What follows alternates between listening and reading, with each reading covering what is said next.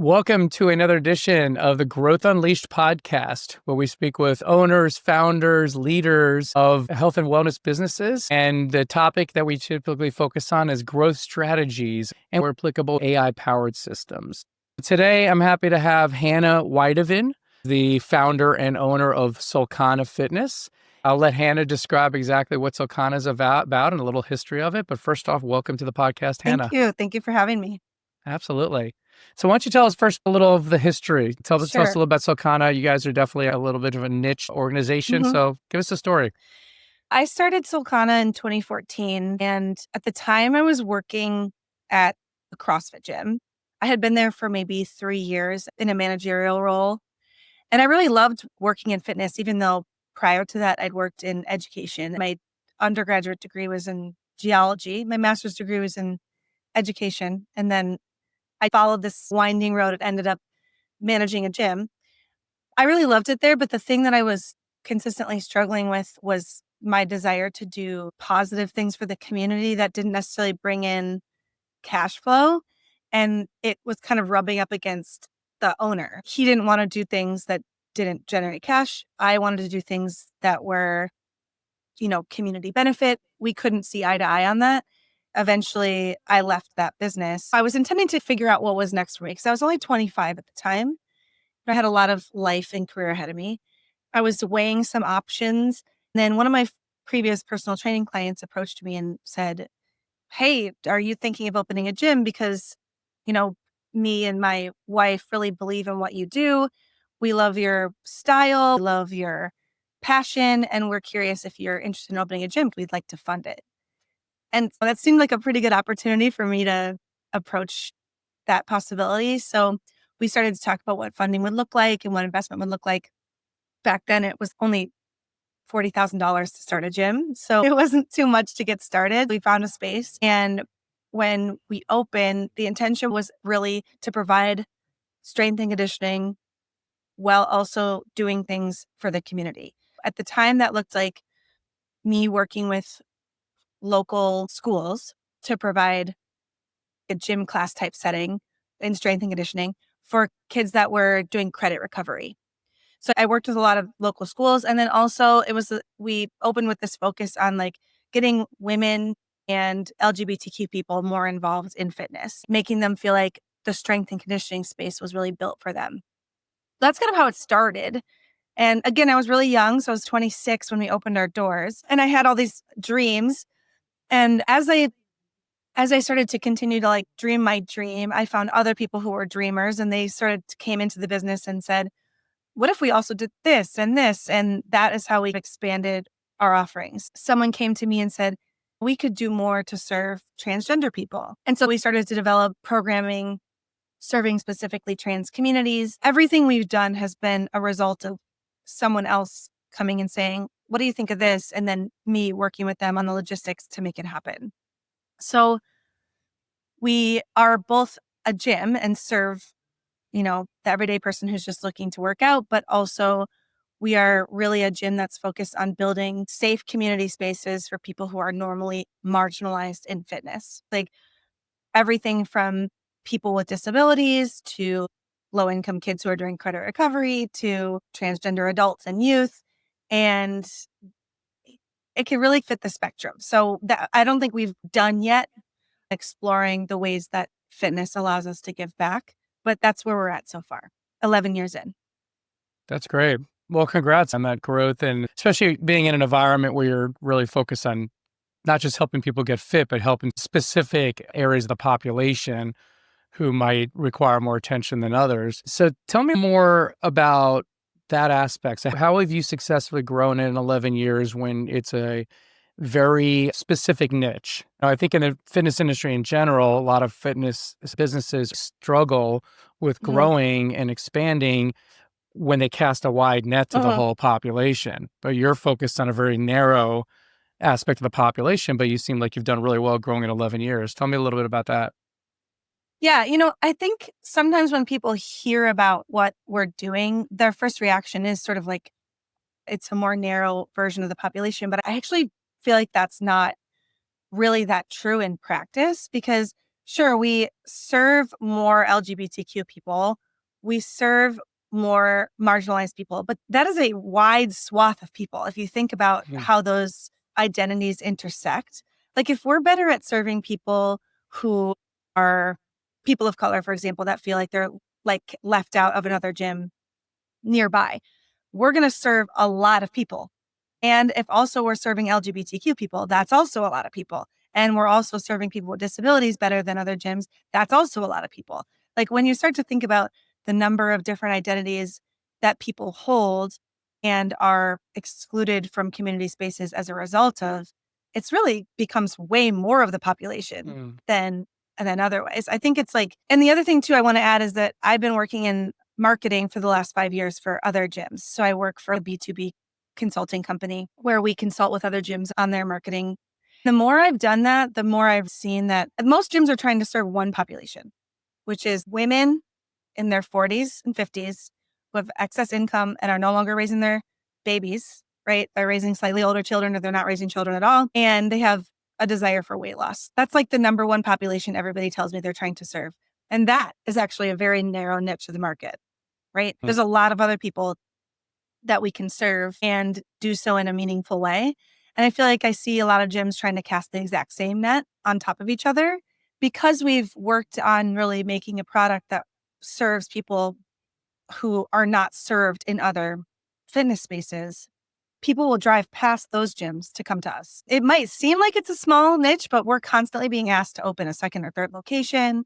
Could you guys come to this city? Could you do this here? Could you franchise? Most gyms, I think, are missing the mark on trying to serve really one small group of people and not thinking about who else is being impacted by being left out of that conversation.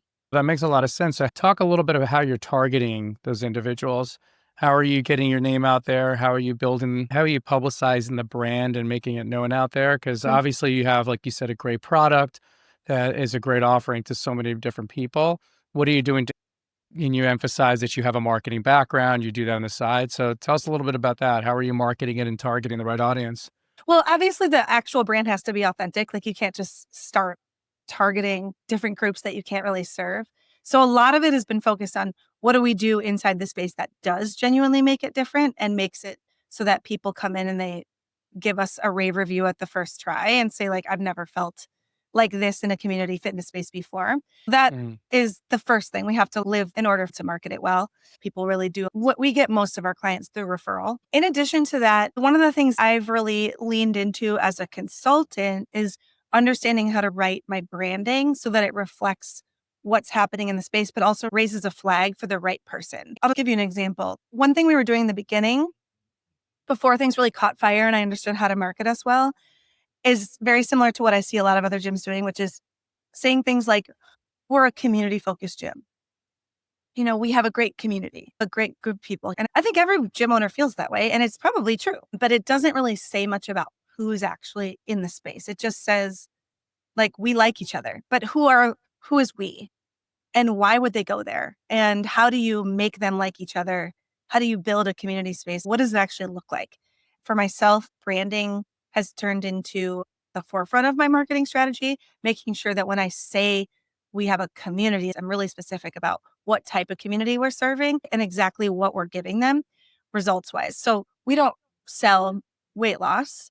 We really focus on breaking away from diet culture and feeling liberated in our bodies and the way we move, embracing our power as people so we can live a more powerful life. The result that we're selling is not necessarily around the fitness piece. Like, we will make people stronger, we will make people feel better about their bodies, but we're building internal confidence and recreating the narrative about why we should be working out. And that's what we're selling to people, is that strategy to recreate that internal narrative. And so that goes back to the brand statement. If you look at our website, it's really clear that our brand statement is asking people who understand what we're talking about to join us in that thing and making it clear that we have a community that's really emphasizing serving queer people, people who are interested in social justice work, people who are interested in spaces that are actively giving. That helps us narrow our market. But also, it doesn't just bring those people in. It brings people in who are interested in being in a space like that. So it's not like we only have Mm. LGBTQ people here. That's not true at all. Like maybe 50%, but I don't know for sure. I'd have to somehow do some sort of analysis for that, but I don't really have that clear. But we have plenty of people that don't fall on the LGBTQ spectrum, or you wouldn't expect them to be at a queer centered space, but they want to be there because they are looking for the kind of space that we have built for everybody else. Mm. It's like the curb cuts theory, right? You build a curb cut so that people with strollers can more easily cross the street, but then it serves everybody else who needs it. Everyone has better mobility because you provided something for someone who needed it. And so that's what our goal is, to make that clear in our brand statement, that we're providing these things because we believe everyone deserves it, not just the people that we normally target. I've become really good at Facebook and Instagram marketing, as in using the Meta platform to run ads. I use those a lot. I also use Instagram like as one of my primary ways of gaining new customers. Mm-hmm. And that's both through creating content, but also running, likes and follows ads to get people to see the content more, and making sure that content has a really specific point of view. And it's not just like, athlete of the month or hot tips Tuesday. Like it's really focused on this perspective of inclusive fitness. It's not just kind of like showing our gym, if that makes sense. Yeah, yeah. So that's Yeah, where most of my marketing has gone. great. So you mentioned about 5 minutes ago you do marketing and consulting work. You specifically said B2B. So are you doing B2B marketing with a current gym? And if so, what's kind of the context and the audience and the messaging you're doing around that realm? Yeah. So I have a couple things going on because I'm a small business owner. So that means I have to have 3 jobs, not because I need the money from those other jobs, just because I can't stop Mhm, burning up my energy. mhm, You know what I mean? Like if I have a moment of downtime, I need to fill it. As I became a more, not absentee owner, because I'm very much there every day because I really like being at the gym. But as I've become in this owner role where I don't have to put in 8, 9 hours a day to make the gym function, I have a really amazing staff who does all the groundwork. I've been able to think about what else I want to do and develop and what else I want to be involved in. There's 2 B2B things that I'm involved in. One is a program called Gym Accelerator that I work for. So I'm a consultant for them. And we specifically do marketing for gyms. We do marketing coaching. We teach them how to run their own ads, but we also run their ads for them. We teach them how to do email and text marketing. We teach them how to do lead follow up, kind of everything. I've worked with people on everything from hiring to structuring their membership plans. Like we do all of those pieces to help their businesses grow. I also run something called the Inclusive Coach, which I launched back in May. It's an online self-guided course with support from me that teaches people how to actually implement inclusive coaching practices into their gym, how to better work with clients who are of a wide variety of identities and experiences. And then there's a section in that course about how to actually market that and make it work for your brand. So I'm doing mhm. some there, but I'm also doing it as a consultant through a business that's not owned by me. Gotcha. Yeah.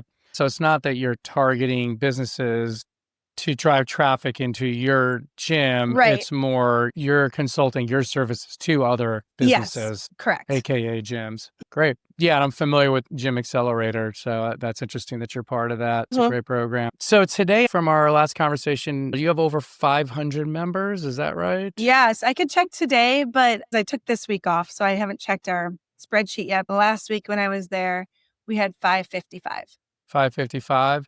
And how's that growth trajectory been?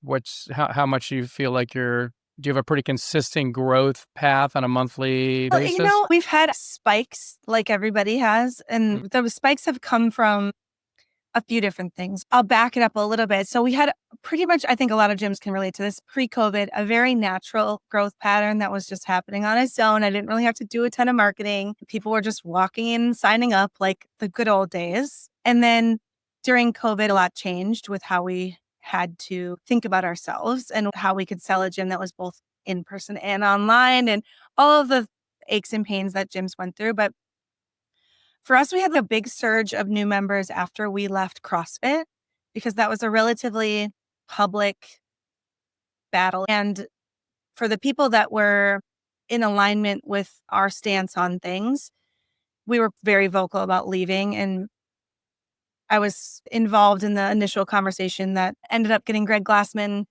ousted from his position. People knew what was going on, especially in our community and locally in Minneapolis.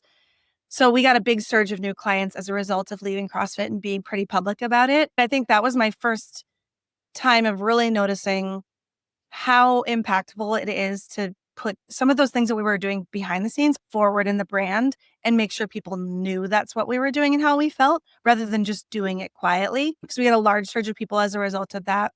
The more I leaned into that, the more I leaned into like, this is how we serve people and this is who we don't want to work with and this is how we don't want to function and this is what we do differently, and developed that version of ourselves. We've grown really consistently month over month, like 25 new clients each month. We were renting a space for a long time. It was about 3,500 square feet. And we decided to move forward with buying our own building. And once we bought our own building, that was last September, we had like 375 members right before we bought our building. As soon as we bought our building and moved in, it's like everything exploded overnight. And we added that other 200 members within the first 3 months. How is that? What did the new building have to do with it? Well, the new building is larger. It's also Okay. got a very beautiful and easy to see front face on a main street. We have a really large mural on the side of the building that's a sun with a fist holding a kettlebell and a giant, all the rays of the sun are the same colors as the pride flag, the inclusive pride flag. Mm, That's a very obvious statement to the city. We moved next to the old 3rd precinct where the civil unrest mainly took place in Minneapolis mm, after the murder of George Floyd. We're in that same neighborhood where yeah. everything happened. Before, we were just hidden away. You couldn't really see where we were. And then we moved next to the 3rd Mm, precinct, which is like in itself a big statement. And it was one sure. we intended to make, which is we're not afraid of this neighborhood. In fact, we love this neighborhood. We love this part of the city. We want to see it grow. We want to be Yeah. part of its growth and we want to bring people back here. And it has worked. Like there's other businesses there. There's a brewery, a bookshop, a multi-use space that does performances. But we have a lot of foot traffic coming in all day long. And so it's really helped to brighten up that whole block. And now other businesses are moving in too. That's So great. we're part of an early surge of building that neighborhood back to its fullest brightness that it was before. Well, A location is everything for sure. And then a lot of people, you know how every city is where people have their like, oh, I don't go north of this street, or just because mhm, of their triangle of where they live, not because they have any discriminatory ideas about north of that area, but Lake Street and Minnehaha, where we are located, is one of those divider sections where people don't go north of Lake Street if they live south of it and vice versa. Like it would be that's too great. far Yeah, too far yeah. to get coffee north of Lake Street. So because we moved slightly south of Lake Street, now we have all these people who lived south of Lake Street who are very much invested in Yeah, joining. So, that's great. and it's also 6,000 square feet. And that makes a big difference because we can really serve a lot more people. We were tapped, like we could not serve more people than 375 at that old location. And Oh, in fact, okay. 375 was very much pushing it. And we were starting to get people complaining about like wait lists were too long and classes were too full and all of that. So, So 555 members now, 6,000 square feet. That's a good sized mhm. facility. What's your capacity? What's your growth plan to get to that Yeah, capacity? I fear we are at capacity. It's interesting because this is a conversation we're having a lot right now amongst the leadership team. One thing we're actively working on growing this year is our Black Strength program. So that program developed as a result of the civil unrest in Minneapolis in 2021. We decided to offer a free class run by a Black coach for Black community members. No cost, no commitment, just come in once a week. But it's become popular. We're trying to find ways to grow that program, knowing it doesn't meet our bottom line because we're paying out to the coaches and the program is free. But we'd like to continue to build that program out and see what else it could bring us. We found that the more we water those seeds, the more the garden grows, even if that doesn't make us money directly. It does in the long run. It helps build our entire community, and people Mhm. like being there because they want to contribute to something like that. Like our Sure. members are donating to that program because they want to see it happen. So we can pay a coach a good wage to do that year round. We just hired 2 people to coach that program now and help us grow it. So That's one thing we're putting our eggs into. The other thing is we've been really growing our small group program. Well, the bottom line for that is a little bit better for us because it's a smaller group. They pay more, they get more attention from us, and we can pay the coach more. We can take home a little bit more money for the gym. So we're thinking about ways to grow that rather than growing our group fitness program, which is at replacement rate right now. Like we can bring in as many people as we lose each month and no more. Hmm. Interesting. So you really are kind of flirting with the capacity level there. Yeah, even literally our capacity in the building, like our Yeah. city provided capacity. We have to be Okay. mindful Yeah. because there's times where 5:30 p.m. we have that transition. All 3 rooms are full. There's groups of people waiting. There's groups of people Yeah. leaving. It could become very crowded. We don't want Wow. people to feel like they're being edged out, you know? That's a good problem to have, though. Most gym owners would salivate over having that problem. No, I am So that's salivating over great. it. Don't get me Yeah. wrong. This year, our goal is to take in $1 million in revenue, and we will, unless something goes crazy wrong, we are already well past so this will be our first year making $1 million in revenue, and it's very exciting for me because then it means, well, what I mean, I feel like that's a stamp of something, right? There's not that many Right. small businesses that make $1 million in revenue, but also there's not that many women-owned small businesses that do that, much less gyms. It also means I can pay out a bonus for everybody, and we can Yeah. feel better about what we're doing. We're going to start offering 401k for our full-time employees, like really feel like we're doing it. Very nice. So things are going great for you, it sounds like. That's impressive. What challenges are you facing? Other than capacity to me, like I said, I think that's a good problem to have. Maybe it's considered a Yeah. challenge, but what are some of the obstacles you're facing at the moment? Obstacles, I think we are facing wait lists in class and Uh, making sure the more you grow, the more people you need to sustain. Right now, we have 31 employees total. We need more because coming up to the fall schedule, we're looking at offering at 7 a.m., trying to have 3 rooms full of people. That means I need 3 7 a.m. coaches.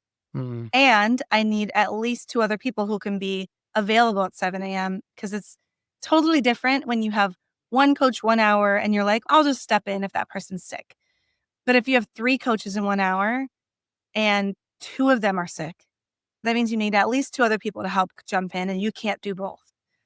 So the more we expand, more money, more problems in a lot of ways, like more people, more problems. mhm. We have to really make sure our staff is padded, but not so overstaffed that people can't get work hours and they start to find other things to do. That is our biggest business issue, just trying to find the right amount of staff who are the right amount of committed. Because every gym owner knows the juggle of part-time staff. We have full-time staff, but they're also booked to capacity and can't take on anymore. So we're just trying to deal with that. We grew faster than we thought we would. And so we have to hire faster and make sure that all those people are trained under our protocols and inclusive coaching strategies. We can't just hire off the street. We have to hire and then train for 3 months. Gotcha. But one of the things we're doing is we have these cohorts that happen every year. We start them in September and then they go through our 3 month training. We get them certified. If they come in certified, then we just work with that. But a lot of people don't because they haven't thought about themselves as fitness instructors before. And then we get them certified. We train them in our processes. They shadow, they do all of the things to become a coach. And at the end, they can audition to be a coach with us or not. We're always Hmm. replenishing the fund. Yeah. Now we're at that point, end of summer. We're about to start this cycle again. We need at least 4 more people ready to coach by the end of the year. That's great. I love the process you have in place around that, though. Making it such a structured, a structured enablement program for these Yeah. coaches. That's really nice to hear. And people will pay us to do the program with the intention of to work somewhere else or train somewhere else or just be a Yeah. personal trainer because they get the certification. They also get all the inclusive coach training and 27 hours of Wow. floor experience. It's worth Yeah. it for them and it costs the same as full price for an NASM. So is the certification unique? Is it a proprietary certification that you offer, or is it like an So NASM or we get ISM? them access to the NASM, a discounted rate because we have access to it at a discounted Got it. rate. So they take the NASM certification, but we do our own 12-week in-house training I see. that we don't have accredited yet, but that is something that we've been working on. It costs tens of thousands of dollars to become an accredited certification, but Hmm. we're working on at least starting with the CEU process and getting ourselves in the NASM portal.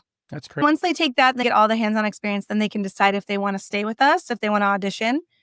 But usually we upfront will say who we're seeking. We're very clear and transparent about whether or not we're interested in hiring that person from the very beginning. They Neat, know very kind of what neat. they're getting into. Well, awesome. One last question for you, just kind of the icing on the cake. So, if you could wave a magic wand and on something that you wanted to fix or improve to grow the organization in the next 6 months, what would that be? Wow, that's a great question. I want to think about it in two parts. So I'm thinking about Solcana as the location and then the inclusive coach program, which is like our thing that we're trying to grow right now. If I was to wave a magic wand for Solcana, I wish I could wave a magic wand and a new location was just open and I had the exact right person to run it.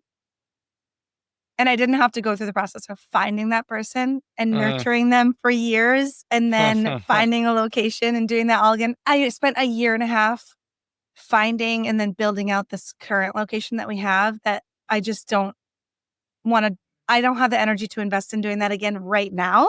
So I wish I could wave a magic wand and just boom, second location, perfect person to run it. And then the other thing in terms of the inclusive coach piece, I wish I could wave a magic wand and help other gym owners understand that actually spending time thinking about ways to serve people who are not being served right now has a high value for their business and emotionally, spiritually, mentally for them as owners. It can make their job way more enjoyable because they can feel like they're actually doing right by people instead of just trying to meet your bottom line. Because I think it's hard when people don't know what they don't know. They don't realize that part of the reason their gym isn't being successful is because they are actually lacking the skill set as serving the vast amount of people who are looking for gyms. And when people come to them, they're having experiences that are negative in ways that are hard for them to describe. So it's not going to show up in a feedback form.